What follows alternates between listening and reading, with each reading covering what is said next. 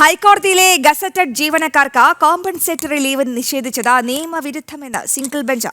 ഏകപക്ഷീയമായ നിലപാടെന്നും ചീഫ് ജസ്റ്റിസിന്റെ ശുപാർശ ഭരണനിർവഹണ സംവിധാനങ്ങൾക്ക് അവഗണിക്കാനാകില്ല എന്നും ഹൈക്കോടതി.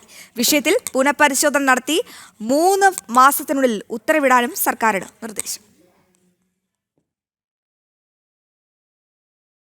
ഹൈക്കോടതിയിലെ ഗസറ്റഡ് ഉദ്യോഗസ്ഥർക്ക് കോമ്പൻസേറ്ററി ലീവ് നിഷേധിക്കുന്നത് നിയമവിരുദ്ധവും ഏകപക്ഷീയവുമാണെന്നാണ് സിംഗിൾ ബെഞ്ചിന്റെ ഉത്തരവ്. ഓണം, ക്രിസ്തുമസ്, പൊതു അവധി ദിവസങ്ങളിൽ പോലും ഹൈക്കോടതിയിൽ അവധിക്കാല ബെഞ്ചും ജീവനക്കാരും പ്രവർത്തിക്കുന്നുണ്ട്.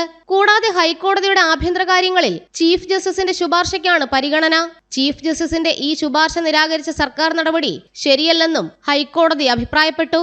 നേരത്തെ ഗസറ്റഡ് ഉദ്യോഗസ്ഥർ കോമ്പൻസേറ്ററി ലീവിന് അയോഗ്യരെന്ന് ചൂണ്ടിക്കാട്ടി സർക്കാർ സർവീസ് ചട്ടത്തിൽ ഭേദഗതി വരുത്തിയിരുന്നു.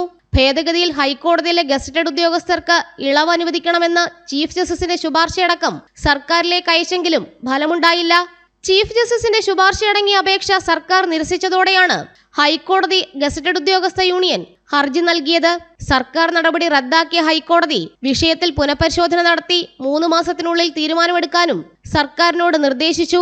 ജനം, കൊച്ചി.